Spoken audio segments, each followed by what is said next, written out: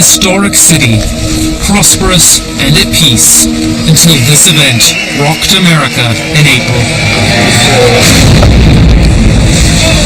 Something just blew up!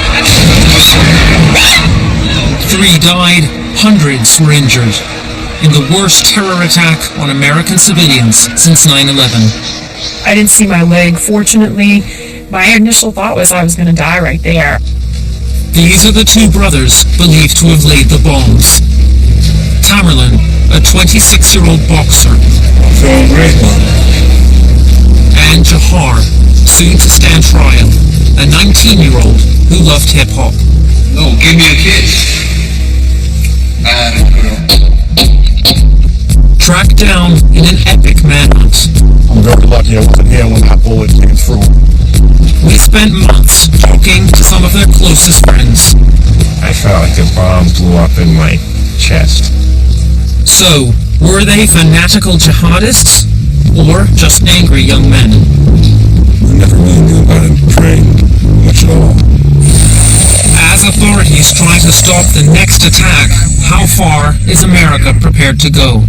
This is going to pull up every frame where someone is wearing a red shirt. Some moderate Muslims say spying's gone too far. If you think that there is 1 or 2 things slipping through the cracks now, it's going to be 10 times as worse if that's how they want to deal with it.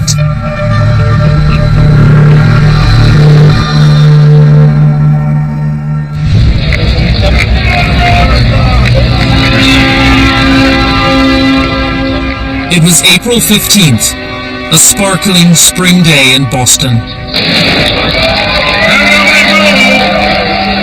Thousands lined the streets to witness the city's cherished ritual, the marathon. My son was running a marathon. I've run 12. Peter Payek is a wrestling coach and a Boston Marathon enthusiast. I was going to meet him at mile 22, and then I was going to bike from there down to the finish line. And I wanted to stand at that finish line and take his pictures. It was a beautiful day. It was a little chilly, but it was gorgeous out. Roseanne Sedoya has come to the marathon since she was a child. Started out like any other marathon Monday, and basically I went to the finish line to see friends run. At 2:37 in the afternoon, security cameras showed 2 men, ethnic Chechens, turning onto the city's main street, each carrying a backpack. Tamerlan Tsarnaev, the older brother, moved towards the marathon finish line. Jahar is easily identifiable in his white baseball cap. This is believed to be his backpack. Just a few feet from Jahar stood Roseanne.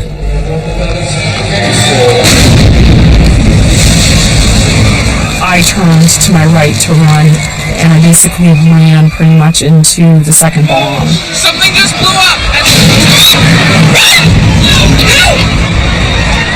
I really recall it popping at my feet and thinking in my head at that point, this is not a good situation. This is bad. It was a scene of blood and mayhem. Body parts lay on the streets. The screams of the injured were drowned by sirens and panic. It was chaos. Everybody around me, their hair had been singed and it was sticking straight up, and they were kind of walking around like a zombie. I didn't see my leg, fortunately, but I saw blood coming from it and coming pretty quickly. So my initial thought was I was going to die right there.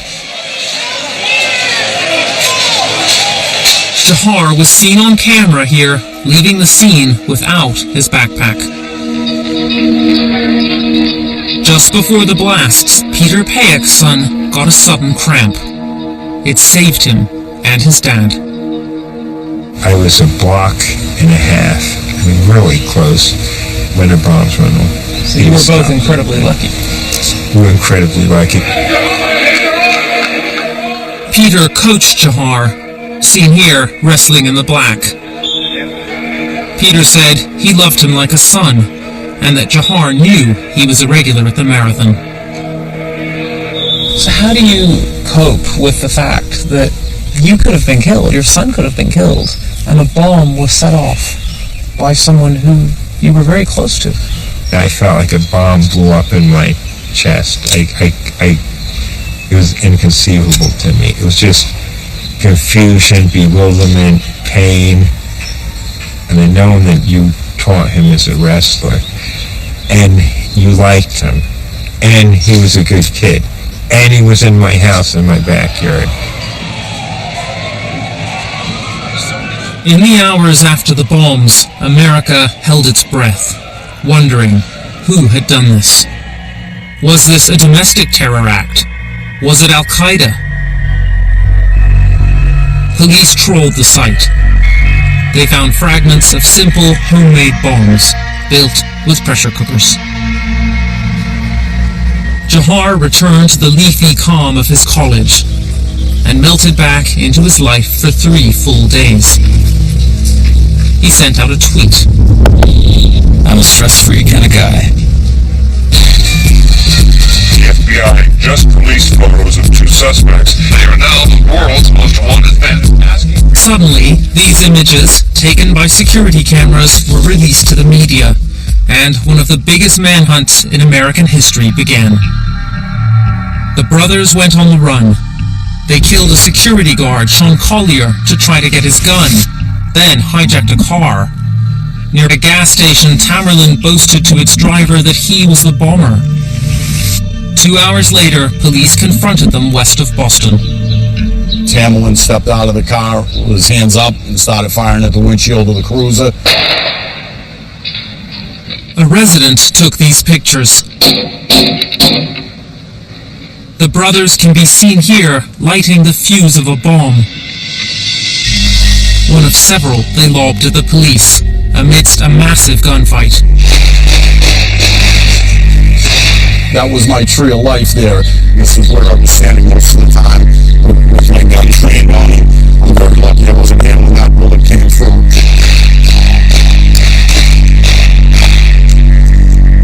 Another officer got to 8 feet from Tamerlan. Both fired straight at each other.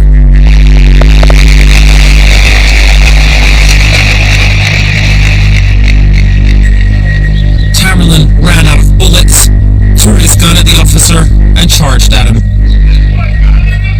He tackles Tamerlan in the middle of the road, gets on top of him and starts cuffing him. I attempting to cuff him, and I stood over him and I said, "Sarge, bombs, he's going to blow up, let's get off him, let's get off him." He had been shot 8 times, so we knew he wasn't going anywhere. Jahar got back into the car. He drove at high speed straight at them. I see the Mercedes coming straight at us. He grabbed the suspect by the belt to try to pull him out of the way of the vehicle, and was unsuccessful. He ran out over the suspect. So Jahar ran over his brother? Right, ran over him. Tamerlan died shortly after, run over by his own brother. Jahar ran away on foot in the dark. There is a manhunt underway in the greater Boston area right now for the man identified. Boston woke up to the news across the networks that the surviving bomber was in their midst. We're asking people to stay indoors with their doors locked. The entire city was closed down. Just a mile away, hunkered in their house, the Hennenburys were watching the drama on TV. David, a retired telephone worker, noticed that the cover of his boat had come loose. I looked in the boat and there's a whole bunch of blood on the floor of the boat. What the heck is this? And then all of a sudden I looked on the other side, just a short distance away. And there was somebody lying on the boat.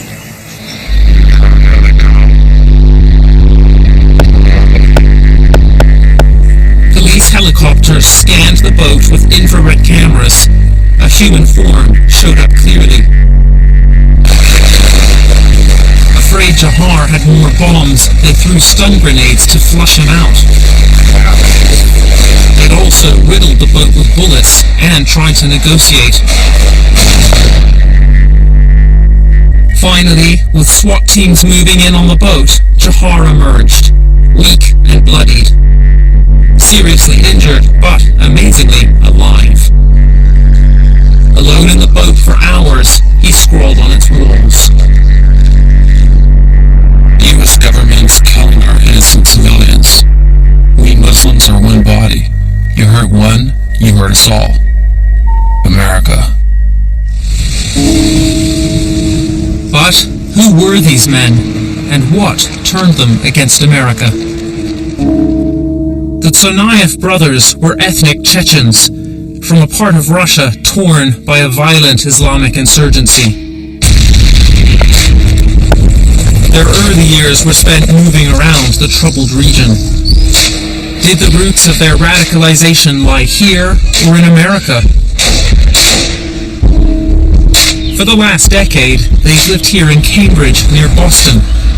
We've spent months talking to some of their closest friends. To Tamerlan, the eldest, America was both strange and wonderful when he arrived age 16. One time he told me, it's like one of those machines where you control the claw. He was taken, removed, and dropped into America. But he loves it here. That's what he said. He said, I love it here. It's cool. I can do everything. I can box. I can ride the bus. You know, everything is within reach. Tamerlan took to boxing and came into his own, self-assured and powerful. He became New England's top heavyweight boxer. He dreamed of the Olympics with a cocky certainty. Feeling great, man. What did you do last time? I win. You win? I win England, I win the Golden Balls, and this is again, same thing.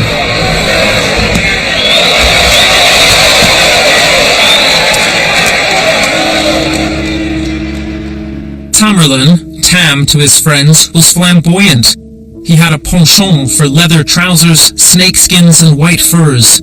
It was his fashion taste he stood out for, not any devotion to Islam.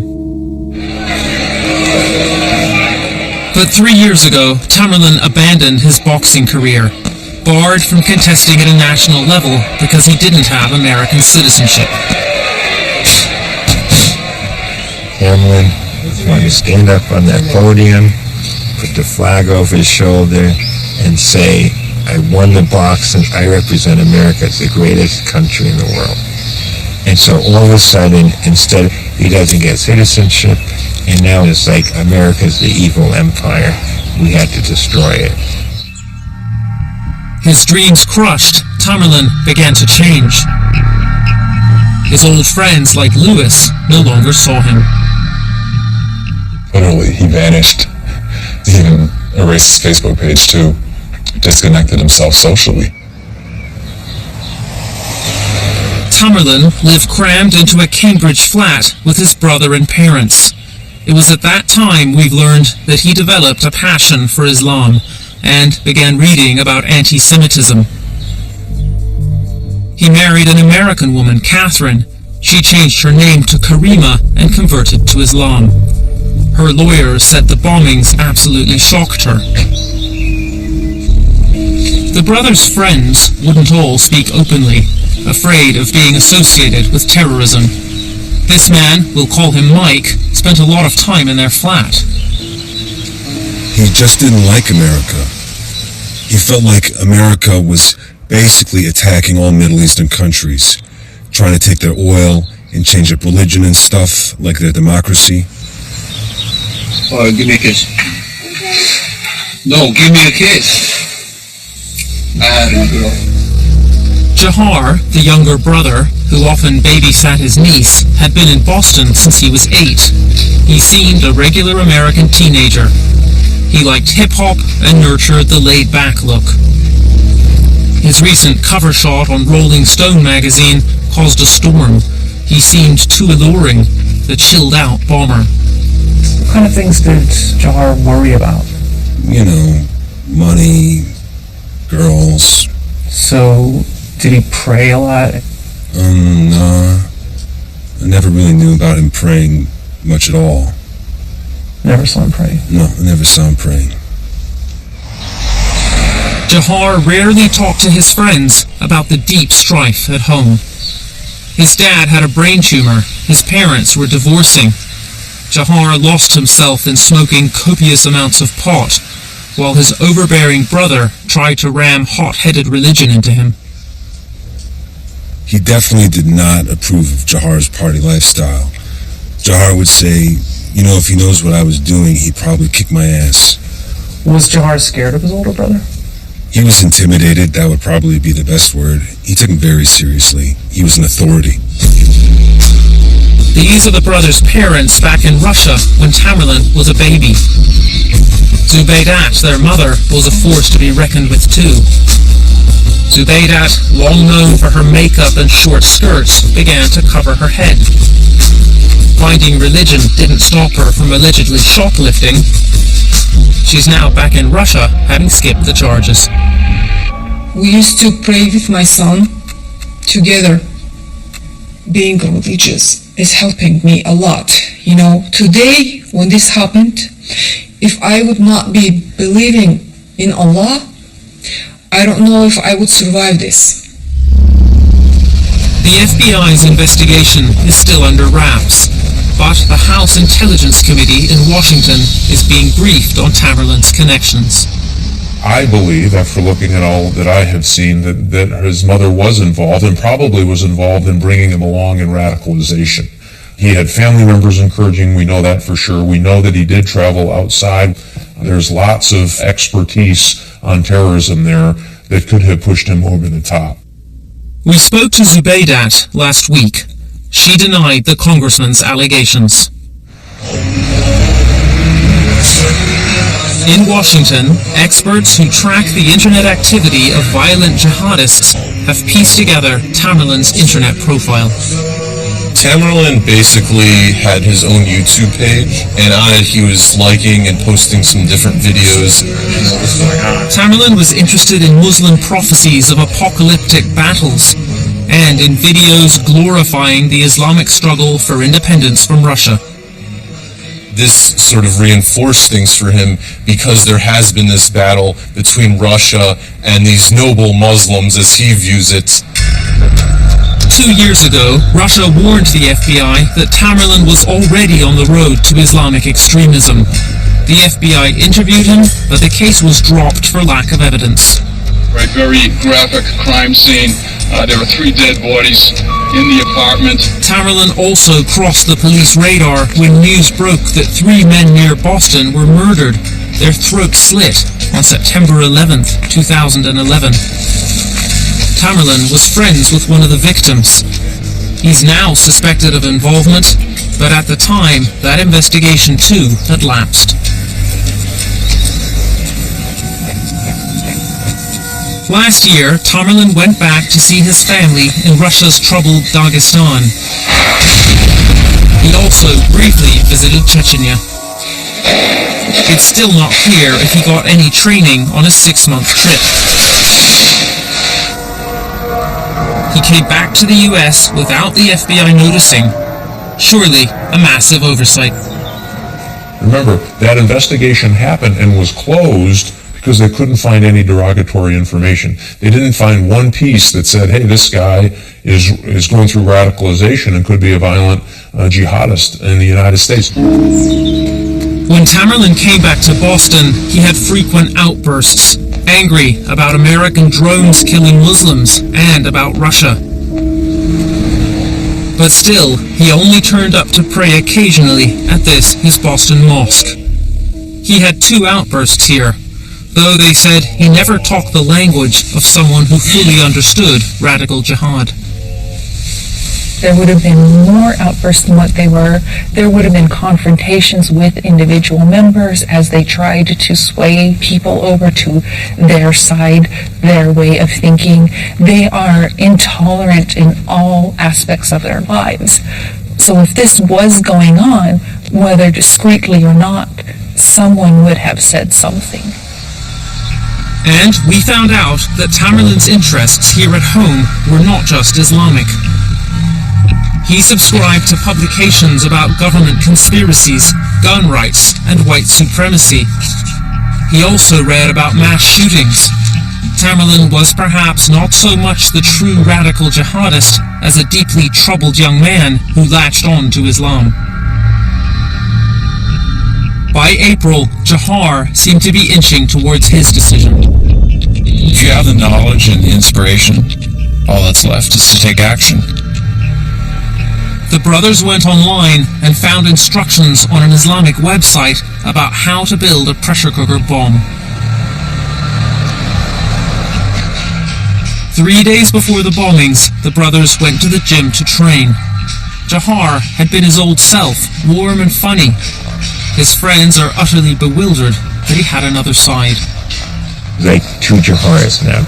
The Johar that I knew, and then the Johar that eventually was the, mass murderer.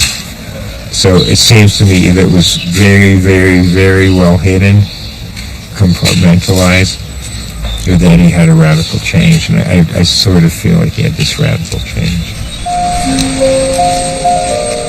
No Islamic group has claimed any connection with the Boston bombings. The brothers became extremists in the privacy of their American home. They seem to be lone wolves. Al-Qaeda has begun to call for lone wolf attacks in the past 3 or 4 years, and it's possible that this could have resulted in what we saw in the UK and France related to some of the attacks against the soldiers. The brothers were on their way here to New York before they were caught, carrying at least 5 bombs, and about 500,000 people pass through Times Square a day. But if the next terrorist is already right here in America operating alone, then it could be almost anyone. So, how far is America prepared to go to find them? Some say it's time to take the gloves off. Political correctness has got to stop with regard to the war on terror. As we go forward, no holds barred. We need to infiltrate the groups that we feel like are threatening the American way of life. This is America's prime terrorist target, New York City. Its anti-terror squad is equipped with state-of-the-art technology in the air, on the water, and on the ground. There have been at least 40 attempted terror plots in America since 9/11. I got a guy walking in right here. New York's police are proud of the plots they foiled, and of how closely they can now monitor strategic targets. Right now they're zooming in on some construction workers on the bridge. These cameras are so powerful that they can zoom in on someone's face up to half a mile away. But several plots nationwide have slipped through the net, failing only because of bad planning, including a separate plan to blow up Times Square. In a secret location in Lower Manhattan, we were given a glimpse of the control center where New York's police is now stepping it up. Images from 4,500 cameras on the streets are beamed in here. We are going to look for someone wearing a red shirt. So we're going to hit the search button. This is going to pull up every frame where someone is wearing a red shirt. So we can click on any one, and you'll see coming down the street, sure enough, There he is. Right. the person in the red shirt. But is there more to this than meets the eye? The NYPD has been accused of spying on Muslims over at least a 100-mile radius. These secret documents show how the police have mapped Muslim shops and mosques, block by block, all over the city of Newark, so they can listen in on locations of concern.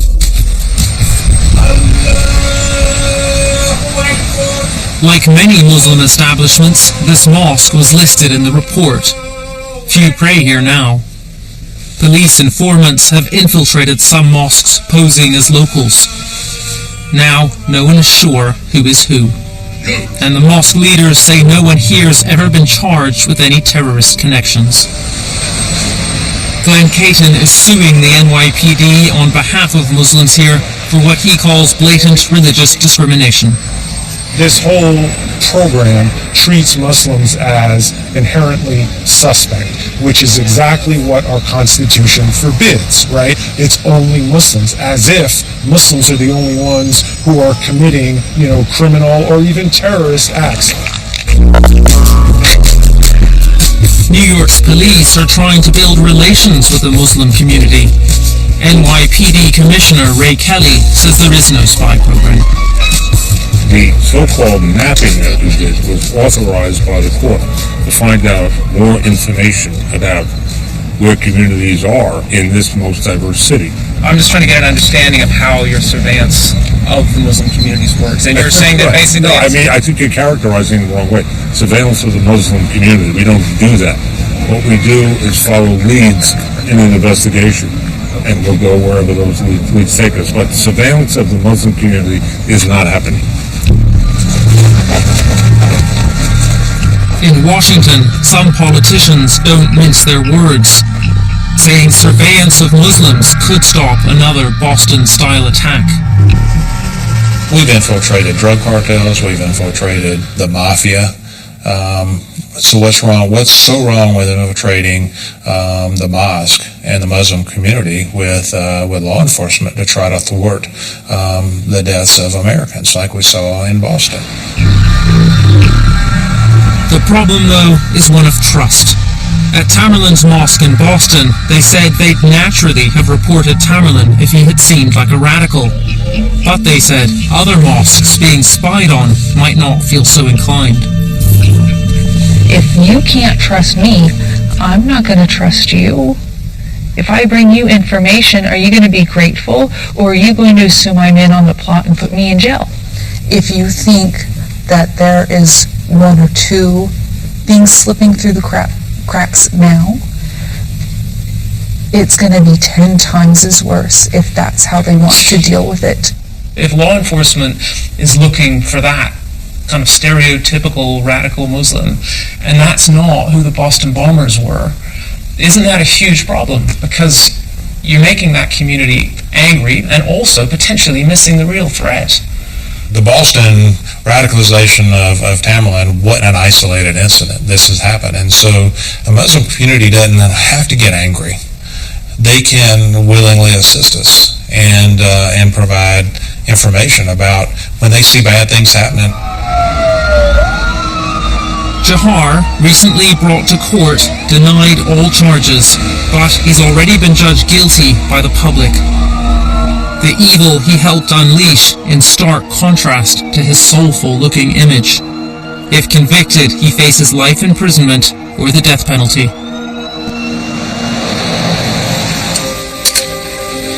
I don't know which way. Come on. Roseanne, 4 months on, is taking her first steps. It was Jahar's bomb, not his brother's, that blew her leg off.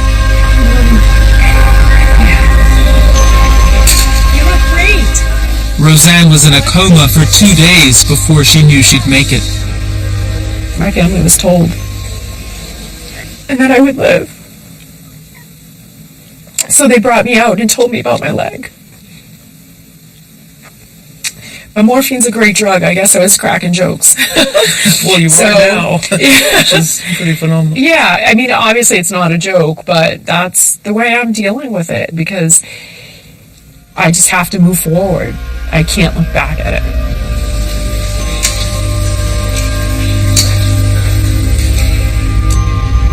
Tamerlan was an angry, explosive man, but Jahar gave nothing away. That, to those who best knew him, is what's most disturbing. He seemed to be such a good, well-balanced kid, and maybe that's what we have to watch out for now, if you don't show any cracks. There were no cracks.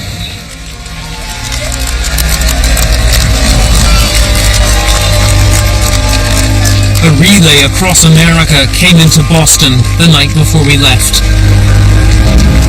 Some of the victims braved coming here to the same finish line. An act of defiance in a country now living with a new kind of terrorist. The enemy within.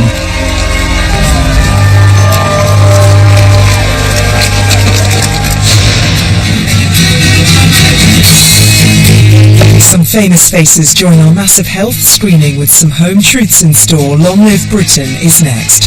Over on BBC Two now, Rick Stein takes a German bite and reveals the delicious seafood that awaits, whilst on BBC Three we're marching into the eye of a storm.